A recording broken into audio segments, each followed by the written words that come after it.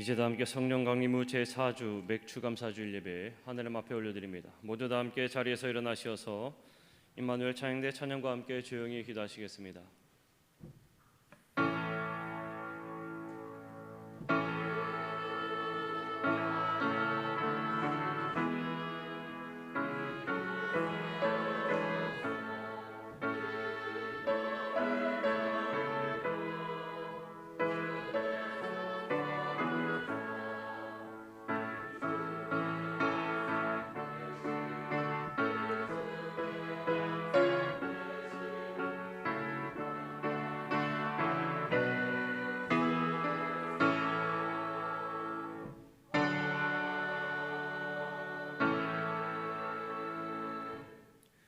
하나님은 영이시니 예배하는 자가 영과 진리로 예배할지니라.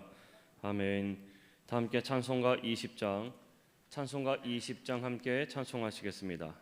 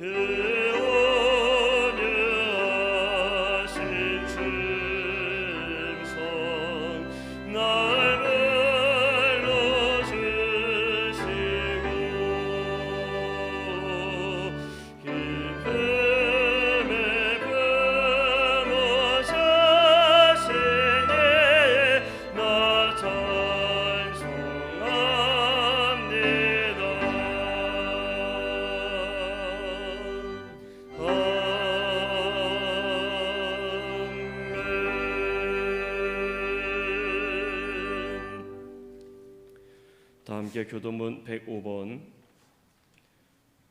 105번 감사절에 대한 말씀 저와 함께 한 절씩 교독하시겠습니다.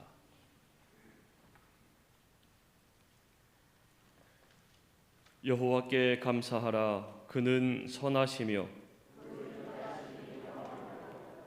여호와께 감사하고 그의 이름을 불러 아뢰며 그들이 광야 사막길에서 방황하며 거주할 성읍을 찾지 못하고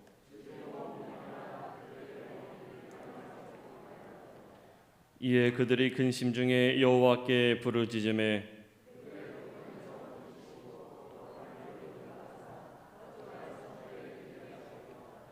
여호와의 인자하심과 인생에게 행하신 기적으로 말미암아 그를 찬송할지로다.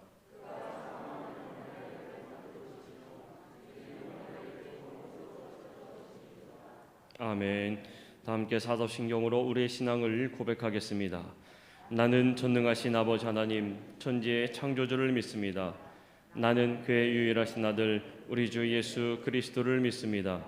그는 성령으로 잉태되어 동정녀 마리아에게서 나시고 본디오 빌라도에게 고난을 받아 십자가에 못 박혀 죽으시고 장사된 지 사흘 만에 죽은 자 가운데서 다시 살아나셨으며 하늘에 오르시어 전능하신 아버지 하나님 우편에 앉아 계시다가 거기로부터 살아있는 자와 죽은 자를 심판하러 오십니다. 나는 성령을 믿으며 거룩한 공교회와 성도의 규제와 죄를 용서받는 것과 몸의 부활과 영생을 믿습니다. 아멘.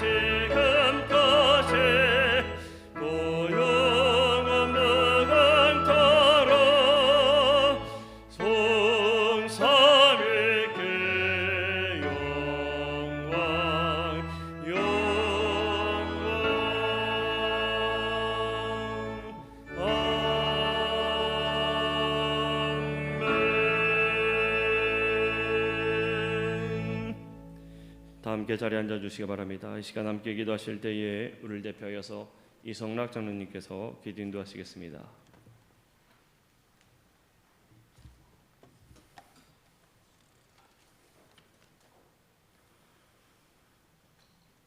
사랑의 하나님, 감사합니다. 지난 한 주간도 저희들을 품어주시고 예배의 자리로 인도하여 주심에 감사를 드립니다. 이 시간 우리의 모든 허물과 연약함을 십자가 앞에 내려놓게 하시고 하나님의 은혜와 하나님의 음성을 듣는 귀한 시간이 될 수 있도록 인도하여 주시옵소서. 우리 대한민국을 사랑하시는 하나님 아버지, 이 나라 이 민족을 긍휼히 여겨 주시옵소서. 이 나라의 유정자들에게 지혜와 명철을 주시옵고 위기에 있는 남북 문제와 우크라이나 전쟁 등으로 어려움 속에 있는 경제를 잘 풀어나갈 수 있도록 주님 도와 주시옵소서. 맥주 감사절을 맞이하며 때로는 어려움도 있었고 또한 부족함도 있었지만 코로나의 어려움 속에서도 주님을 의지하며 여기까지 오게 하시니 감사를 드립니다. 하나님께서 저희 온 성도들과 지금까지 함께 하셨고 앞으로도 은혜 속에 동행하실 것을 믿사오며 추수한 결실 위에 복의 복을 더하여 주시옵소서. 사랑의 하나님, 교회학교에서 여름 성경학교와 수련회를 준비하고 있습니다. 준비하는 교사들에게 큰 믿음 주시옵시고 기도로서 잘 준비하게 하여 주셔서 주의 자녀들이 다음 세대의 큰 일꾼들로 세워지게 하여 주시옵소서. 또한 교회의 봉사로 수고하는 많은 손길들이 있습니다. 찬양과 안내, 방송 등 이들에게 지혜로운 마음과 충성된 마음을 주셔서 이들의 수고가 헛되지 않게 하여 주시옵시고 하나님의 영광을 나타내는 데 쓰임받게 하여 주시옵소서. 간절히 기도드리옵기는 육신의 연약함으로 질병 가운데 고통받고 있는 성도들이 있습니다. 믿음의 기도는 병든 자를 구원하신다 하셨사오니 낙심하지 않고 주님 말씀을 붙잡고 기도할 때 나음의 역사가 일어나게 하여 주시옵시고 하나님이 살아계심을 만천하에 증거할 수 있는 귀하고 복된 치유의 시간이 되게 하여 주시옵소서. 이 시간 손철선 담임 목사님을 영적 지도자로 세워주셨사오니 성령 충만과 영육간의 강건함을 주시옵시고 말씀을 전하실 때 죄로 얼룩진 심령들이 새로워지게 하시고 하나님의 음성을 듣고 하나님을 친히 만나는 귀한 시간 되게 하여 주시옵소서. 특별히 다음 주부터 담임 목사님의 미국 방문에서 하나님께서 눈동자처럼 지켜주시옵시고 발길 닿는 곳마다 은혜와 감사의 시간으로 채워지게 하여 주시옵소서. 주님을 사모하며 예배드리는 성도들마다 또한 가정마다 하나님의 평강이 항상 함께 하시길 소망하며 부활이요 생명 되시는 예수님의 이름으로 기도합니다. 아멘.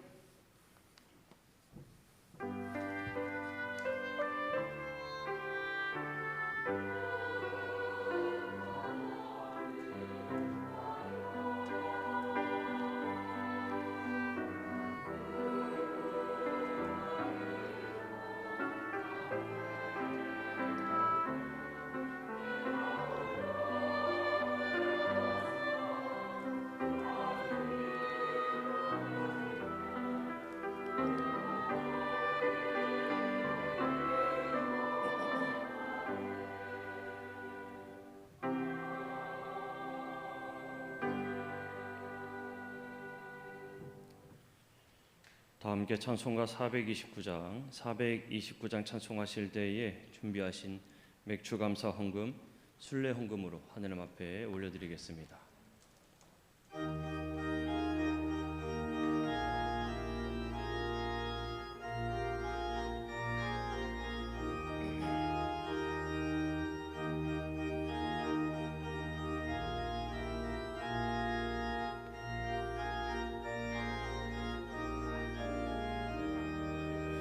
세상 모든 풍파 너를 흔들어 약한 마음 낙심하게 될 때에 내려주신 주의 복을 세워라.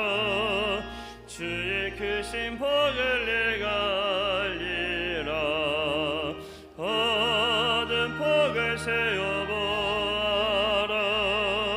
크신 복을 내가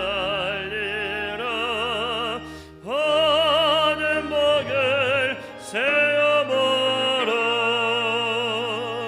주의 크신 복을 내가 알리라. 세상 근심 걱정 너를 누르고 십자가를 등에 지고 나갈 때 주가 네게 주신 복을 세어라. 두려움 없이 항상 찬송하리. 얻은 복을 세어보아라. 크신 복을 내가 알리라. 얻은 복을 세어보아라. 주의 크신 복을 내가 알리라.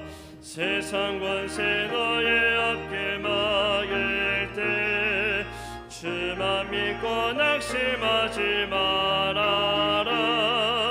천사들이 너를 보아리니 염려 없이 앞만 보고 나가라. 받은 복을 세어보아라. 크신 복을 내가 알리라. 얻은 복을 세어보라.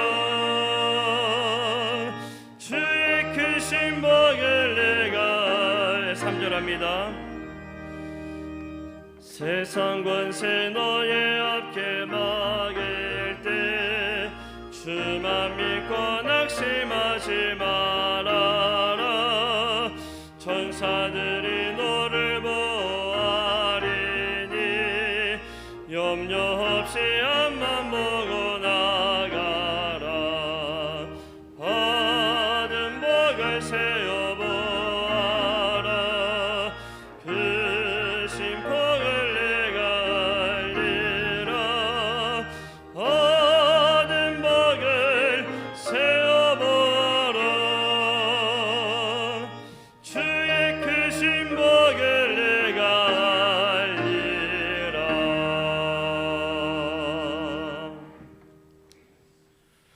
오늘 우리에게 주신 하나님의 말씀은 구약성경 룻기서 1장 19절에서 22절까지에 있는 말씀입니다.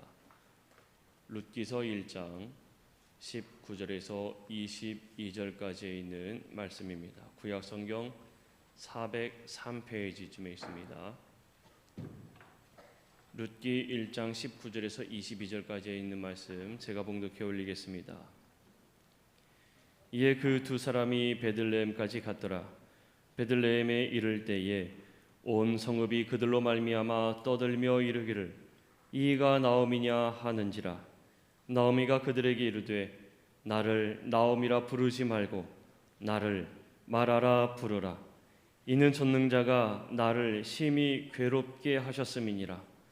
내가 풍족하게 나갔더니 여호와께서 내게 비어 돌아오게 하셨느니라. 여호와께서 나를 징벌하셨고 전능자가 나를 괴롭게 하셨거늘 너희가 어찌 나를 나옴이라 부르느냐 하니라. 나오미가 모압 지방에서 그의 며느리 모압 여인 룻과 함께 돌아왔는데 그들이 보리 추수 시작할 때에 베들레헴에 이르렀더라. 아멘. 이 시간 임마누엘 찬양대에 찬양으로 하느님 앞에 영광을 올려드리신 후에 담임 목사님께서 보리 추수 때라는 제목으로 말씀 전하실 때 많은 은혜 받으시기를 바랍니다.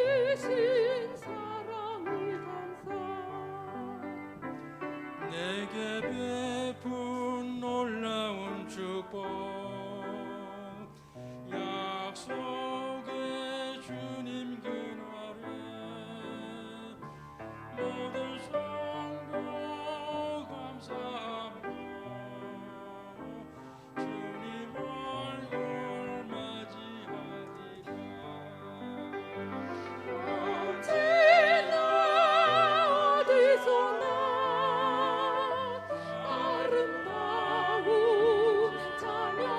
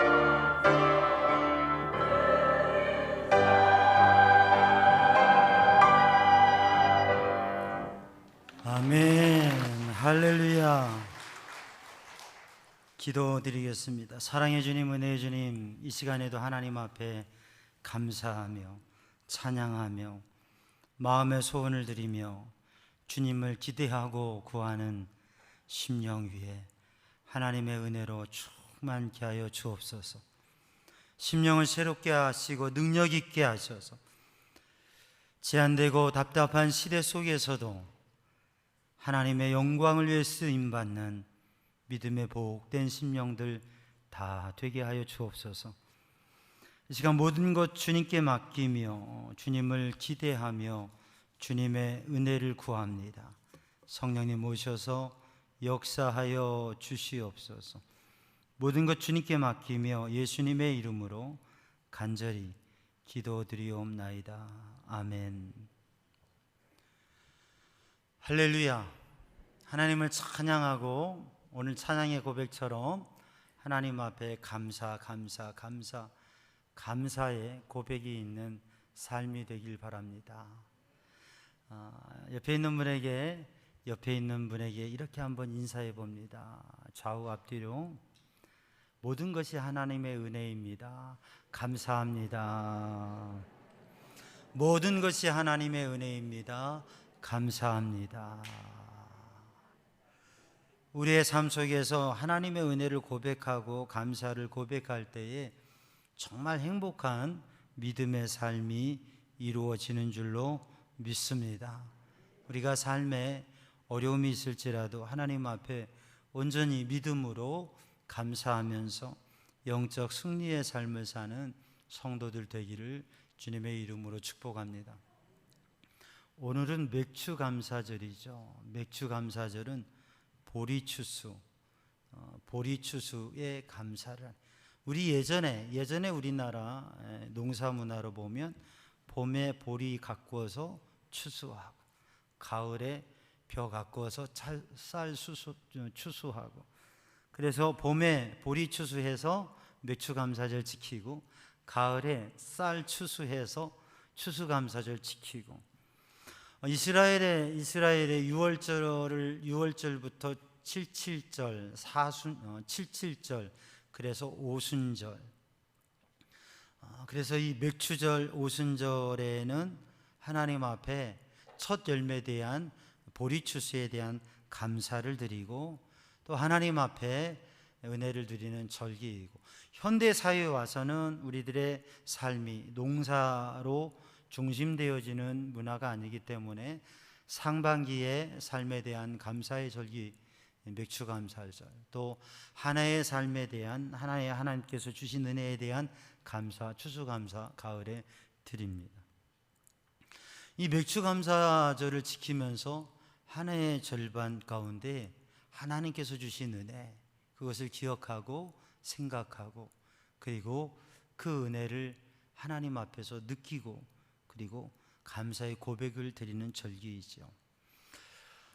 우리가 절기에는 순례헌금이라고 하는 것은 이제 우리가 보통 주일에는 뒤에 있는 헌금함에다가 헌금을 하시고 봉헌 시간에 우리가 하나님 앞에 드려지는 그런 시간을 갖습니다. 그런데 절기에는 순례헌금이라고 해서 우리 성도들이 자리에 앉아 있지 않고 준비한 헌금을 절기의 헌금을 헌금함에 드리지 않고 앞으로 강단 앞으로 나와서 하나님 앞에 나와서 드리는 의미로 순례헌금을 이렇게 해요. 코로나로 2년여 동안 이 순례헌금도 하지 않았어요. 그리고 그냥 헌금 절기 때에도 헌금함에 헌금을 드리고 있는데, 이제는 애프터 코로나의 시대가 되면서 오늘은 순례헌금으로 하나님 앞에 드렸어요. 우리들이 하나님 앞에 세상 속에 나와서 예배를 드리고 있습니다.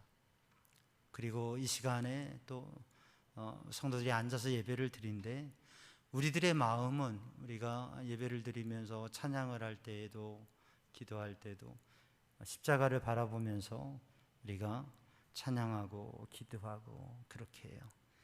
우리의 마음이 주님 앞으로 나아간다고 하는, 이 예배를 주님께 드리고 주님을 구한다고 하는 의미이죠.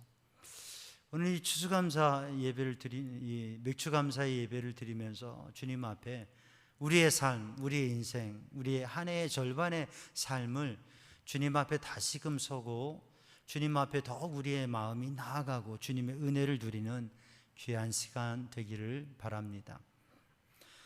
현대의 삶을 살아가면서 우리 사회가 가지고 있는 이러한 병과 마음의 문제들이 있어요. 그게 심각한 문제가 이 시대에, 이 사회에 예전에도 있었지만 이 사회에 우리 시대의 중요한 문제가 중독이라고 하는 문제예요.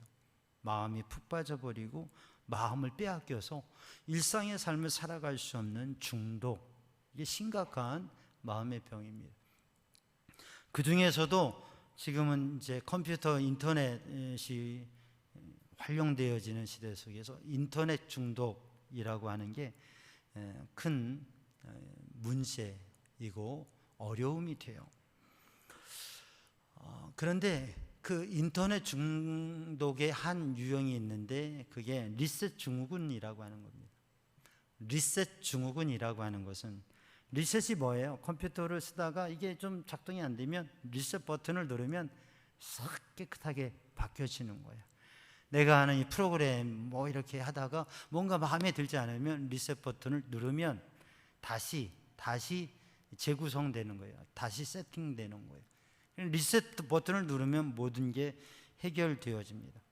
리셋 증후군이라고 하는 것은 이 컴퓨터, 인터넷 상에서 뭔가를 하다가 리셋 버튼을 누르면 모든 게 해결돼요. 그러니까 이걸 계속 이 인터넷 컴퓨터에 빠져 있다 보니까 이게 현실에도 내 삶도 내가 어떠한 잘못을 하고 문제를 일으켜도 리셋 버튼 하나만 누르면 싹 지워질 것이라고 하는 착각과 기대 심리가 형성된다고 하는 것이죠.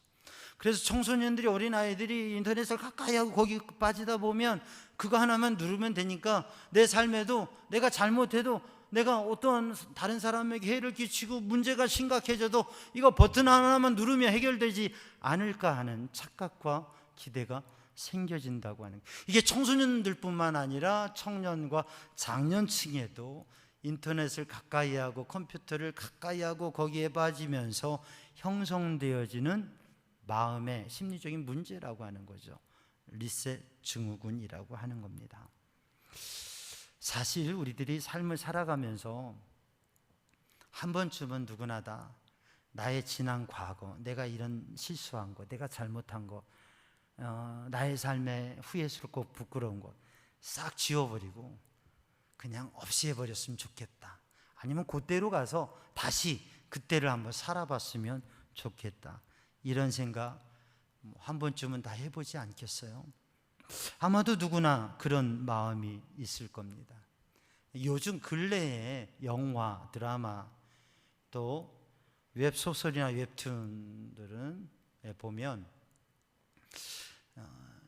주제가, 그 세계관이, 그 주제에 담겨진 세계관이 시간여행, 타임머신, 시간여행 또는 비기, 환생, 이런 것들을 세계관으로 삼고 그런 세계, 그게 가능하다고 하는 그런 전제 속에서 드라마와 영화, 또 많은 책들이, 글들이 쓰여지기도 합니다. 이게 사람들이 이게 인터넷 문화와 가상세계가 더 많이 접해지고 그런 생각이 되면서 사람들의 요구와 사람들의 심리를 반영한 거라고 볼 수가 있죠. 근데 우리는 압니다. 그건 불가능하다고. 엎질러진 물을 주워 담을 수 있습니까? 없습니다. 물론 그 물을 수대에다 엎질렀으면 다시 담을 수 있겠죠. 엎질러진 물은 주워 담을 수 없습니다. 지나간 시간은 돌이킬 수 없습니다. 그런데 분명한 것은, 또 하나의 분명한 것은, 그럼에도 불구하고 우리 인생에서 잘못된 부분, 문제가 있는 부분 다시 그걸 지워버릴 수 없고 그걸 다시 할 수는 없지만, 엎질러진 물을 주워 담을 수는 없지만 다시 그 그릇에 물을 채울 수는 있다고 하는 것이죠. 시간과 삶이라고 하는 것은 차곡차곡 쌓아져서 축적된 가치를 형성하게 됩니다. 시간과 삶, 일이라고 하는 것은 한순간에 좌우되는 게 아니라 그게 차곡차곡 쌓여져서 가치를 형성하게 되는 것이에요. 과거가 축적되어서 현재와 미래가 결정되어지고 이루어지게 되는 것입니다. 요즘에 인터넷 속에서 이루어지는 가상세계, 그리고 가상세계의 가치라고 하는 것도 그게 순간되는 게 아니라 그 가상화폐의 가치가 그게 축적되어져야 가치가 형성이 되어지는 것이고, 그게 진정한 가치가 되어지는 거죠.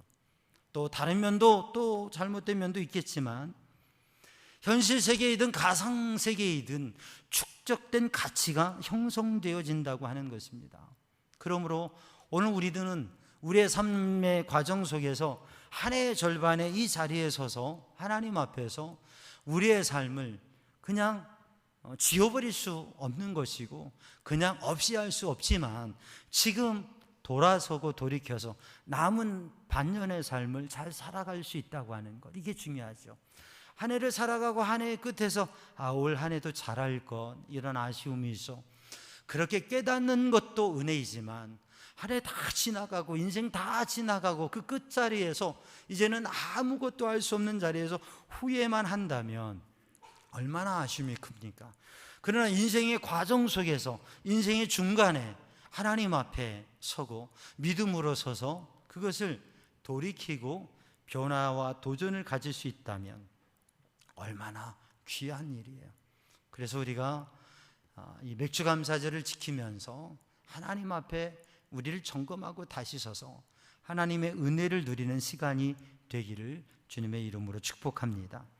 그리고 인생에 지치고 힘들고 어렵고 정말 무너진 자리에 서 있을지라도 그게 끝이 아니고, 단지 그걸 지워버리려고만 하지 말고 이제는 다시 채우고 다시 시동을 걸고 다시 시작하는, 다시 리필, 다시 채우고 다시 시동을 걸고 리부트, 다시 시작하는 리스타트, 다시금 도전하면 하나님이 주시는 새로운 은혜와 역사를 이루어 갈 수 있다고 하는 것이죠. 그래서 오늘 본문의 말씀 룻기 1장을 읽으면서 우리가 봉독한 말씀에 보리 추수를 시작할 때라고 하는 말씀이 나옵니다. 이것은 바로 오늘 맥추절과 통하는 의미인데, 이 보리 추수를 시작할 때라고 하는 것은 보리를 추수할 때, 이때는 해마다 돌아오는 때이죠.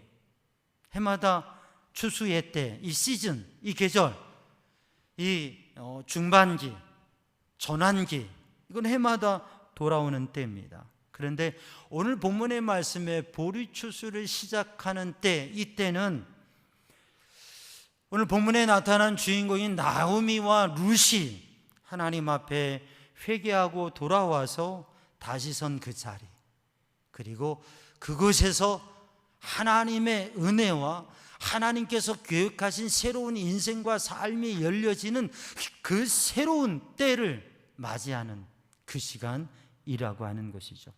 그래서 이 보리 추수의 때는 하나님의 회복과 새로운 길이 열리는 때, 리커버, 회복의 때, 하나님께서 새 길을 여시는 때라고 하는 것이죠. 오늘 우리 모든 성도들이 그러한 은혜를 누리기를 주님의 이름으로 축복합니다. 우리가 지난주에는 호렙산 특별 새벽 기도회를 했어요. 한 해 중반기에, 중간에 전환기에 우리가 한 주간 동안 호렙산 특별 새벽 기도를 합니다. 모세의 인생에 있어서 왕궁에서의 왕자로의 40년, 그리고 광야에서 40년, 그리고 그 40년 끝에서 하나님의 산 호렙에 섰을 때 하나님께서 부르시고 사명 주시고 능력 주셔서 하나님의 거룩한 리더로서의 사명을 감당하는 40년을 살아가게 됩니다. 그래서 우리의 인생의 과정, 시간들 속에서 그저 지나가는 게 아니라 중간에 전환의 시간, 그때를 놓치지 않고 스쳐 지나가지 않고 붙잡고 하나님 앞에 서는 그러한 기도의 시간을 가졌어요. 하나님의 산 호렙에 선 모세처럼 우리 성도들에게도 하나님께서 새롭게 하시고 힘 주시고 능력 주시고 이끄시는 그 역사가 이루어지기를 바랍니다. 보리 추수의 보리추수 시작하는 때가 하나님의 은혜와 성령의 감동의 역사가 일어나는 성도들의 삶이 되기를 주님의 이름으로 축복합니다. 혹시 여기 지선이가 있나요? 지선이 있으면 손 들어보세요. 지선아 사랑해. 우리 화면 한번 볼까요? 우리 교회도 지선이가 있는데 20년 전에 큰 화제가 됐고, 좀 화면이 더 커지면 좋겠는데 가능하면 보이세요? 네, 화면을 좀 채워주시면 좋겠어요. 저기에 보면 이지선 씨가 나와요. 20년 전에 당시에 23살 이화여대 유아교육과 재학 중이었던 아가씨예요. 저기 예쁜 얼굴의 모습이 바로 그 이지선 양이에요.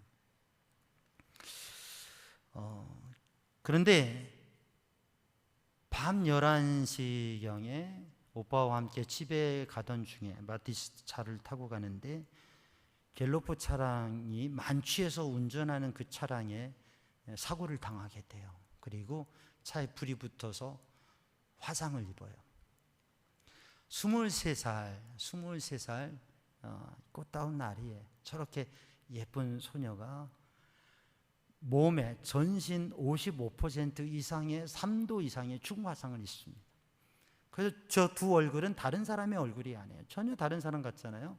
사고 당하기 전에 이지선 양의 얼굴, 사고 당한 후에 수술과 회복의 그 과정을 거쳐서도 그래도 이렇게 회복되지 않은 얼굴, 한 사람의 얼굴이라고 하는 것이죠.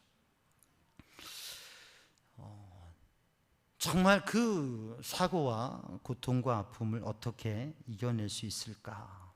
그런데 그 아픔과 고통을 극복하고 도전하는 그러한 이야기, 지선아 사랑해라고 하는 책이 40만 부가 팔려지면서 또 그렇게 읽혀지면서 많은 사람들에게 감동과 도전을 주었던 20년 전에 읽었던 책이죠. 그런데 최근에 이지선 양이 20년이 지나서 올 4월 달에 책을 썼어요. 그 책의 제목이 뭐냐면, 화면 한번 보여주세요. 꽤 괜찮은 해피엔딩. 이제 40대에 교수가 되어서 그렇게 고백한, 자기의 삶의 의미를 고백한 책이에요. 여러분, 내가 그런 사고를 당하고 내 모습이 40번의 피부 이식 수술을 했음에도 불구하고 완전히 회복되지 않은 그러한 모습, 너무나 힘든 상황 가운데에서 어떻게 삶을 이겨낼 수 있을까? 10년, 20년의 과정 속에서 이 이지선 양은 몸을 회복하고 또 공부에 도전을 하고, 그렇게 해서 보스턴, 미국의 유명 인류 대학이죠. 보스턴에서 재활 상담학 석사 과정을 하고, 콜롬비아 대학에서 사회복지 석사를 하고, UCLA, 캘리포니아 주립대 UCLA에서 사회복지학 박사 과정을 하고, 지금 한동대 교수로 그렇게 살고 있어요. 그래서 이 삶의 어려운 과정을 통해서 이분이 고백하는 게 뭐냐면, 제가 성도들과도 나눈 말씀인데, 인생은 동굴이 아니고 터널입니다. 우리가 인생이 힘들고 사고를 만나고 병이 생기고 또 뭐 일이 안 되고 망하고 힘들고 괴로울 때, 이게 정말 힘들 때, 그때 인생이 캄캄한 동굴에 들어가는 것 같아요. 가도 더욱 캄캄해지고, 가도 언제 끝이 나는지 깊은 수렁에 빠지는 것 같고. 그런데 우리의 인생은, 믿음의 사람에게 인생은 동굴이 아니라 터널이라고 하는 거죠. 더 깊이 들어가면 들어갈수록, 더 어두우면 어두워질수록, 더 어두운 시간을 오래 걸을수록 동굴은 끝이 막히고 어둡지만, 터널은 뭐예요? 더 오랜 어둠이 될수록 지금 출구가, 빛이 가까워지고 있다고 하는 것이죠.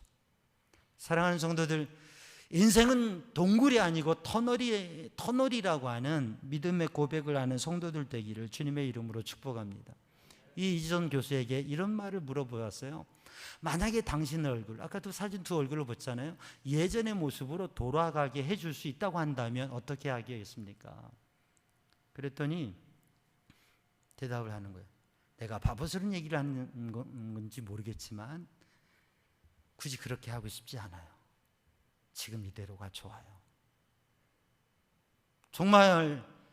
정말이냐고. 그래요. 지금 이대로가 좋아요.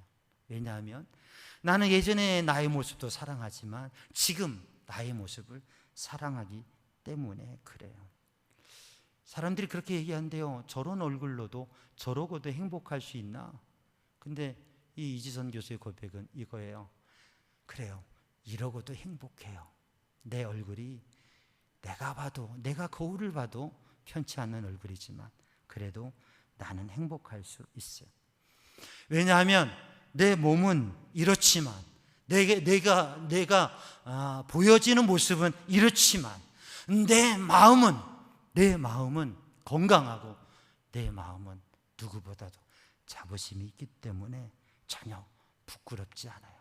나의 이러한 모습을 부끄럽게 여기지 않고 사랑해준 가족이 있기 때문에, 나를 사랑해준 사람들이 있기 때문에 나의 모습은 전혀 부끄럽지 않아요.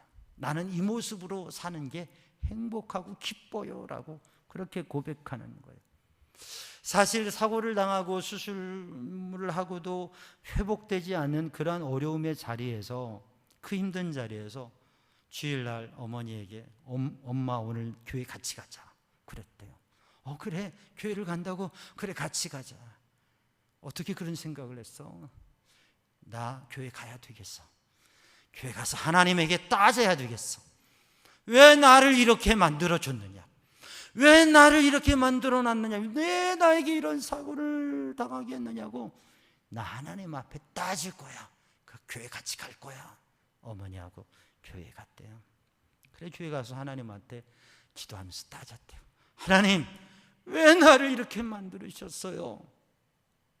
그렇게 막 울부짖으면서 기도하는데 하나님의 음성이 들리더래요. 야, 나는 여전히 너를 사랑한다. 나는 너를 여전히 사랑한다. 나는 너를 사랑한다. 하나님의 감동이, 하나님의 음성이 마음에 들려지더래요. 나 자신도 나를 사랑할 수 없는데 하나님께서 여전히 나를 사랑하시고 계시다는 것이요. 너를 세상 가운데 내가 반드시 다시 세울 거다. 너를 통해서 병들고 약하고 희망이 없는 사람에게 내가 너를 희망의 메시지가 되게 만들어 줄 거다. 절대 끝이 아니다. 너에게는 내가 준비한 해피엔딩이 있단다. 그런 감동을, 그런 하나님의 음성이 들렸다고 하는 것이에요. 나도 사랑할 수 없는 모습인데 하나님께서 사랑해 주신다고 하는 것은, 나는 다시는 설 수 없을 것 같고 사람들 앞에 설 수 없을 것 같은데 하나님께서 약하고 병들고 희망이 없는 사람들에게 비전의 메시지를 전하는 사람으로 세우실 것이라고 하는 거예요. 이게 너의 끝이 아니다. 내가 너에게 준비한 것은 해피엔딩이다. 하나님이 준비한 해피엔딩을 향해서. 그리고 10년, 20년 세월이 지나서 지금 자신은 정말 행복하게 하나님의 은혜 안에서 행복하게 가르침을 하며 살아가고 있다고 하는 것이죠. 사랑하는 성도들, 오늘도 우리의 삶 가운데 때로는 힘들고 어려운, 우리가 감당할 수 없는 문제가 있더라도 하나의 절반을 돌이켜보면서 우리 가운데 아픔과 괴로움과 또는 지쳐 쓰러진 자리에 있을지라도, 문제가 있을지라도 사랑하는 성도들, 주님을 바라보고 주님을 의지하고 주님의 손에 붙들려지는 성도들이 되기를 주님의 이름으로 축복합니다. 오늘 본문의 말씀에 보면, 본문의 말씀에 나오미와 룻 그리고 엘리멜렉의 가정이 나옵니다. 이 가정은 베들레헴에 살았었어요. 근데 베들레헴에 살았던 이 가정이 모압으로 이사를 갑니다. 왜냐하면 흉년이 들고 힘들어서요. 그런데 모압의 30년의 삶 속에서 엘리멜렉 남편이 별세하고 말론 길론 두 아들이 별세하고, 그리고 오르바와 룻 두 며느리만 남긴 채 나오미가 힘겨운 삶을 살다가 소리를 들었어요. 베들레헴의 풍년이 들고 하나님께서 베들레헴에 복을 주셨다는 얘기를 듣고서 이 나오미가 마음의 생각을 하고 베들레헴으로 돌아오게 됩니다.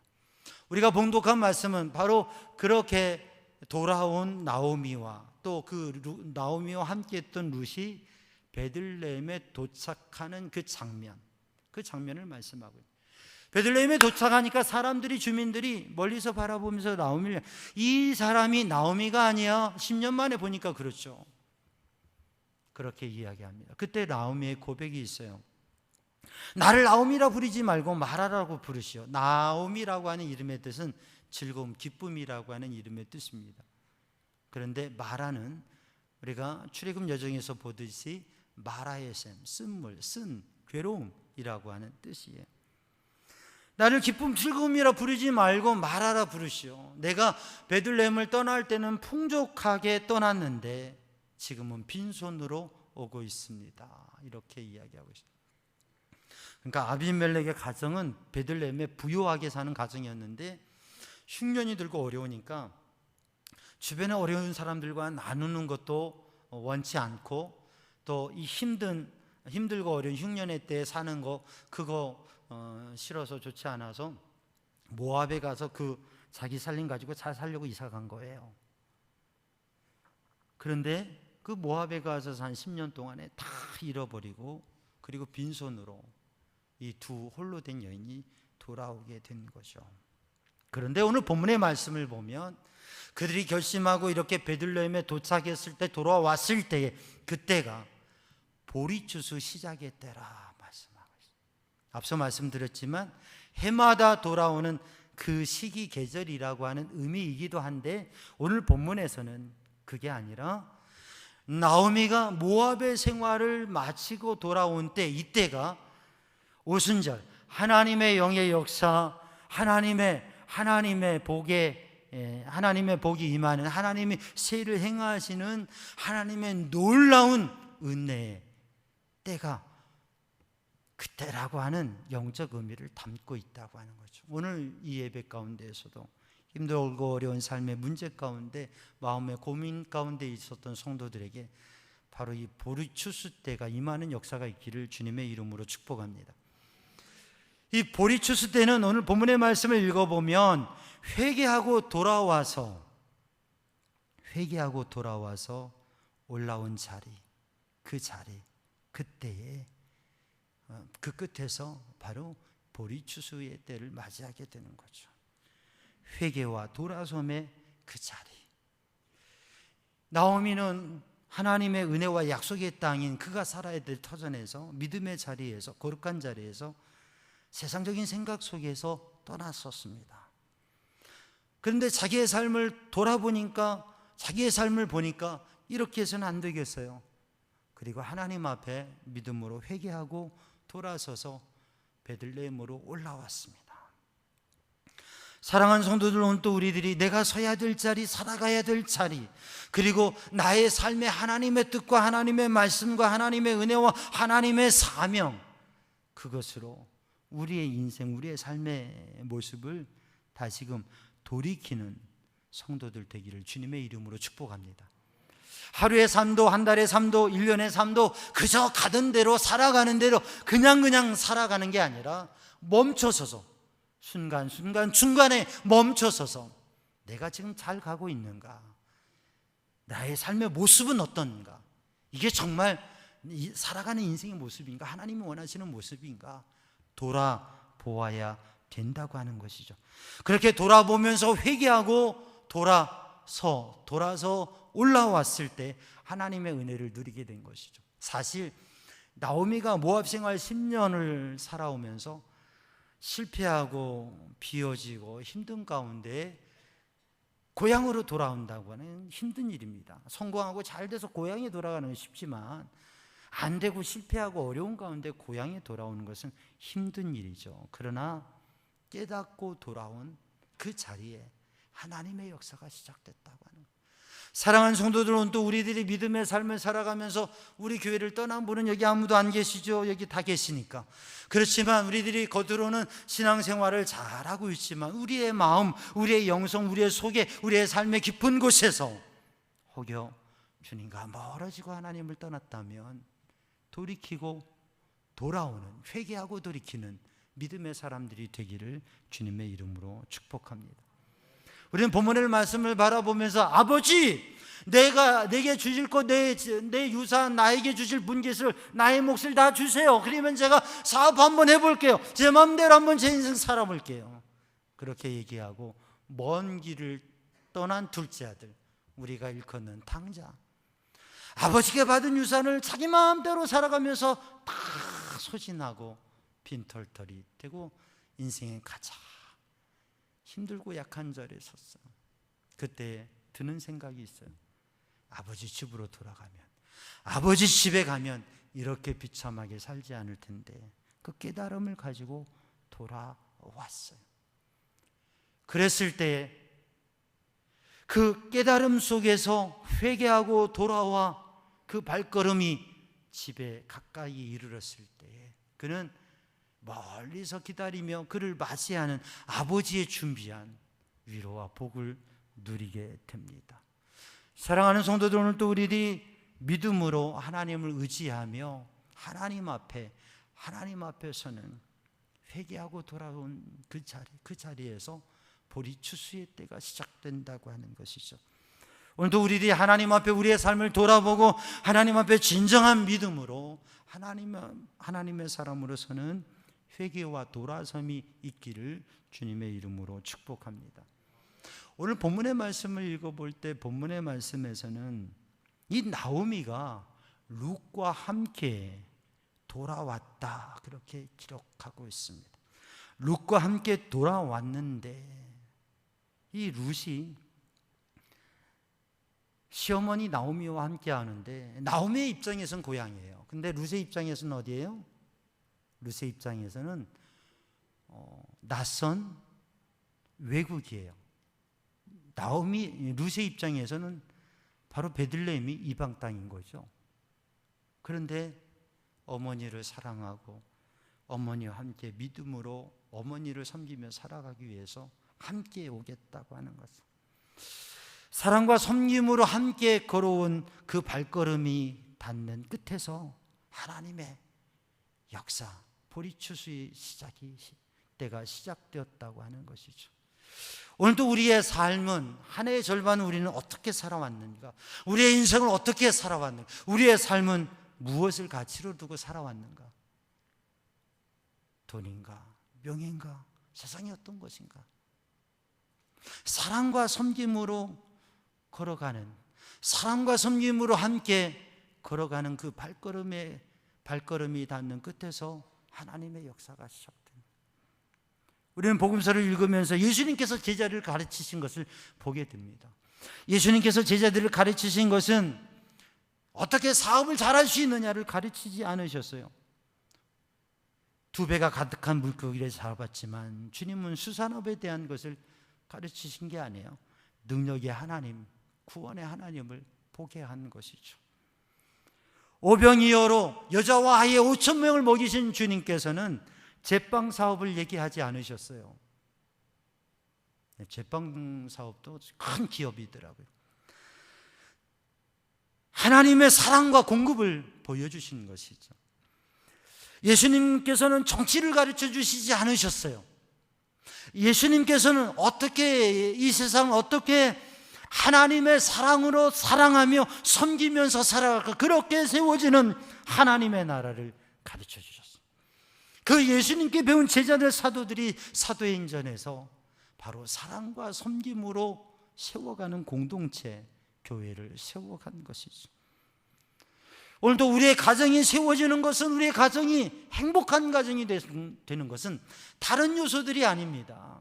아무리 힘들고 어렵고, 아무리 사고와 위험과 재해와 어려움을 당했다고 해도 가정에 사랑이 있으면 그 가정은 든든한 가정이 되는 것입니다. 교회 공동체가 다른 게 아닙니다. 사랑의 공동체가 되면 목회자와 성도들, 성도와 성도들이 오직 예수 그리스도 사랑으로 하나 되고, 사랑으로 무엇을 하든지 무슨 일을 하든지 사랑으로 하면 교회는 세워지고 부흥하게 되는 것이죠. 사랑과 섬김의 자리, 봉사의 자리, 희생의 자리. 얼굴을 내려고 하는 게 아니고, 이름을 내려고 하는 것이 아니고, 그저 섬김으로 그 섬김을 기뻐하는 그 자리, 바로 그 삶 속에 하나님의 놀라운 역사가 이루어진다고 하는 것입니다. 사랑하는 성도들, 우리가 사랑과 섬김으로 믿음의 길들을 걸어가고 그 끝에서 하나님의 역사를 누리는 삶을 살아가기를 주님의 이름으로 축복합니다. 그렇게 함께 걸어간 자리에서 보리추수가 시작하는 때였다고 하는, 보리추수의 때가 시작되었다고 하는 것이죠. 하나님이 함께 하시고 성령께서 역사하시고 성령의 역사가 드러나는 오순절의 역사가 이루어지게 되는 것입니다. 하나님께서는 절망과 슬픔의 자리에서 소망과 기쁨을 주시는 분입니다. 그렇기 때문에 우리는 바로 이 보리추수의 때, 소망의 때, 변화의 때, 만남의 때, 열려지는 때, 하나님의 역사와 감동이 시작되는, 그 감동과 역사가 있는, 사랑의 불씨가 타오르는 그때, 바로 그 자리에 서고 그 은혜를 누리는 우리 성도들 되기를 주님의 이름으로 축복합니다. 오늘 본문의 말씀은 바로 그것이 베들레헴에서 이루어졌다. 베들레헴은 떡의 집, 떡집이라고 하는 뜻이에요. 이 떡이 상징하고 있는 것은 육신의 양식인 떡의 의미도 있지만 생명의 떡 대신 예수 그리스도를 만나는 것, 하나님의 생명의 떡, 하나님의 말씀을 만나고 그 말씀이 비추시는 예수 그리스도를 만나는 것이 베들레헴의 의미이죠. 우리는 금요일 날 베들레헴과 관련된 미가의 집의 신앙의 모습에 대해서, 베들레헴 출신 레위인이 미가의 집에 제사장이 된 말씀을, 이야기를 나누었어요. 사사의 시대, 자기의 소견이 옳은 대로 살았던 시대, 베들레헴에서 레위인이 사명과 직분을 놓고 그냥 먹고 살 길 찾아가는 그때, 근데 베들레헴에서는 이렇게 그 레위인처럼, 아비멜렉처럼 많은 사람들이 사사시대에 떠나는 일들이 있었어요. 그런데 다시 돌아온 바로 이 나오미와 룻, 이 가정을 통해서 하나님의 역사가 시작되었다고 하는 거죠. 레위인은 계속 그 방황의 삶 속에서 헛된 종교의 삶을 계속 살아서 사사기의 어두운 시대의 한 모습이 되었고, 나오미와 룻은 그 어두운 시대의 방황의 자리를 끝내고 다시금 베들레헴으로 믿음의 자리, 사명의 자리로 다시 와서 그 베들레헴에서 무엇이 이루어지느냐? 보아스와의 만남이 이루어지는 거죠. 그러한 어두운 시대에도 하나님의 말씀을 붙잡고 하나님의 말씀대로 살려고 몸부림치고 있었던 보아스, 말씀에 자기의 인생을 걸고 살았던 그 보아스와 만남을 통해서 다윗의 조상이 되어지고 메시아의, 그리스도의 조상이 되어지는 놀라운 복을 누리게 된 것이, 그게 하나님께서 예비하신 우리가 알지 못하는 놀라운 복이라고 하는 거죠. 그래서 하나님의 인도하심 속에 믿음으로 회개함으로 돌아서서 주님 앞에 이르러 섰을 때에 사랑과 섬김으로 함께 걸어온 그 자리의 끝에서 베들레헴에서 바로 보아스를 만나고 보리추수의 때를 누리게 된 것이죠. 우리 성도들에게 이런 역사가 있기를 주님의 이름으로 축복합니다.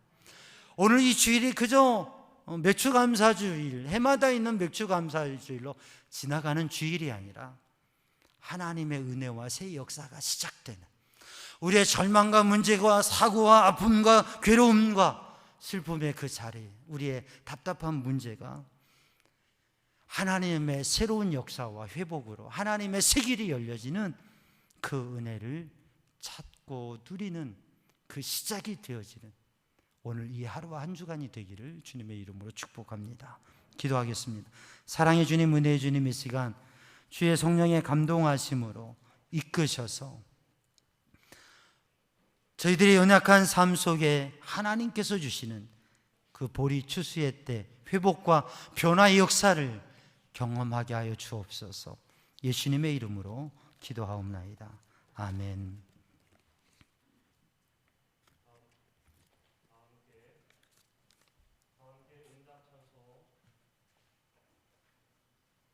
함께 응답 찬송, 찬송가 310장, 찬송가 310장 찬송하시겠습니다.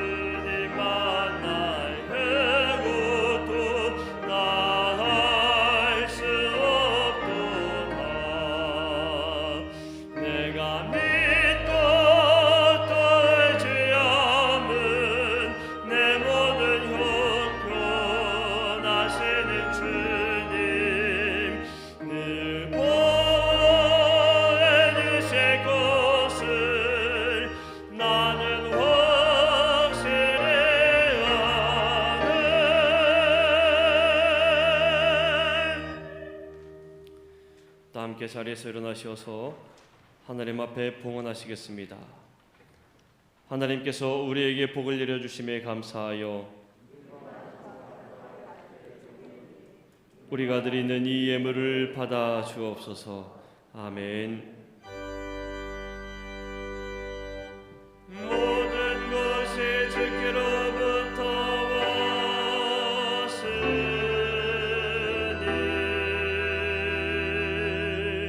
이 예물을 주께 드리나이다.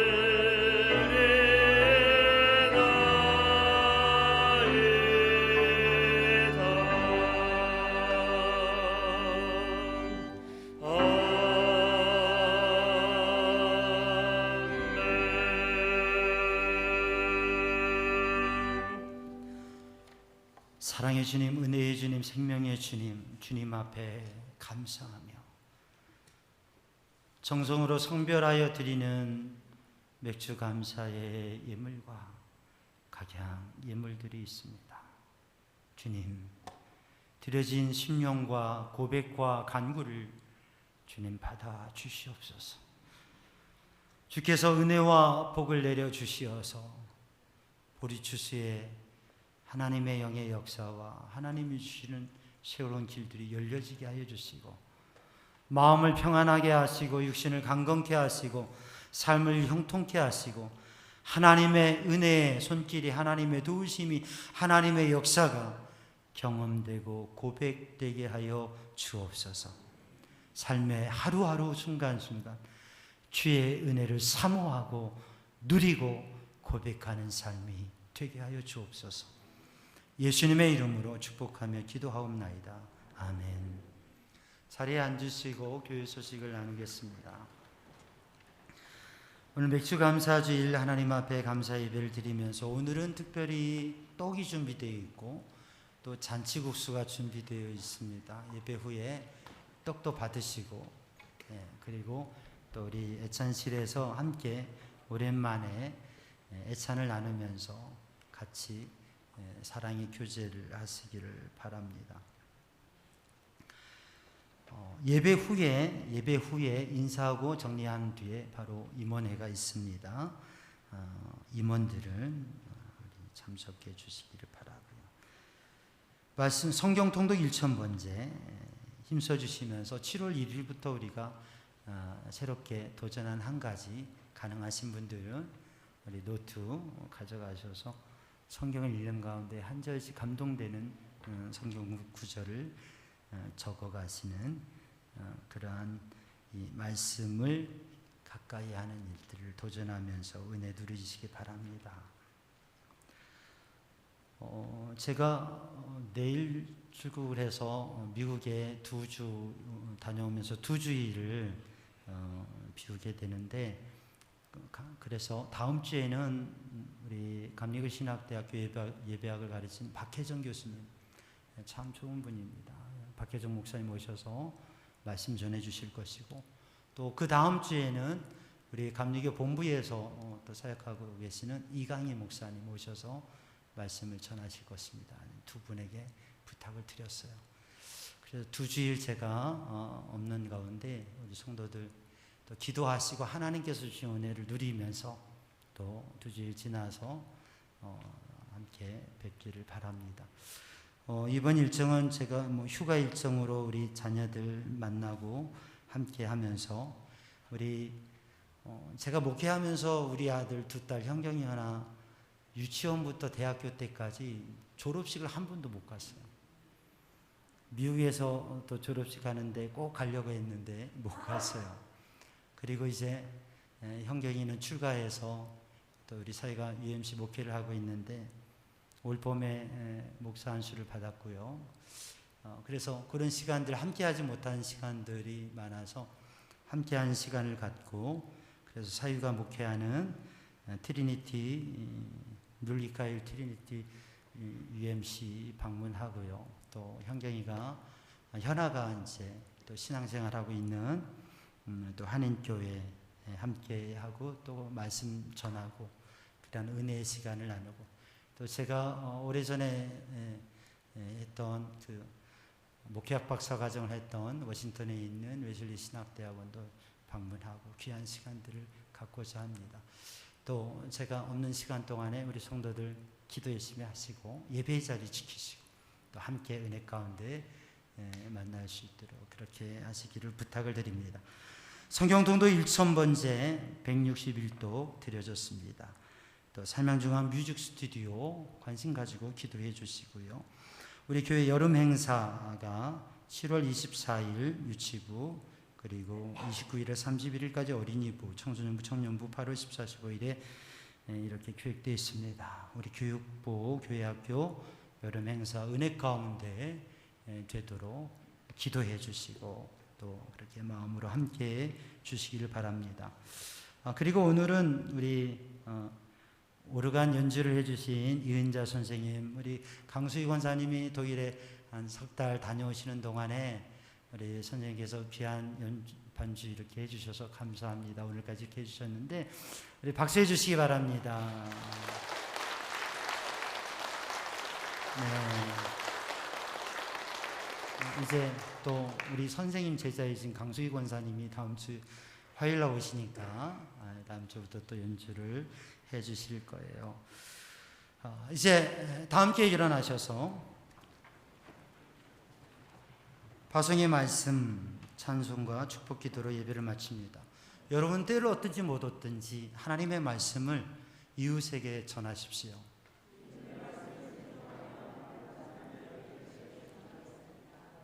아멘.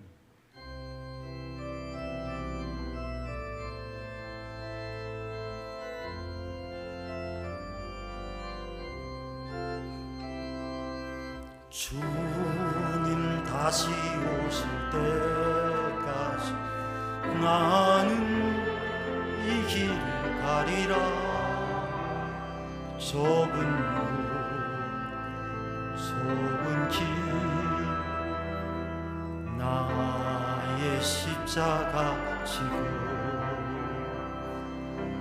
나의 가는 이 길 끝에서 나는 주님을 보리라. 영광의 내 주님 나를 맞아주세.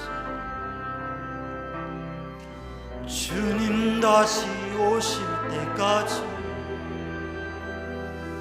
나는 일어나 달려가리라. 주의 영광 온 땅 덮을 때 나는 일어나 노래하리. 내 사모하는 주님 온 세상 구주시라. 내 사모하는 주님 영광의 왕이시라.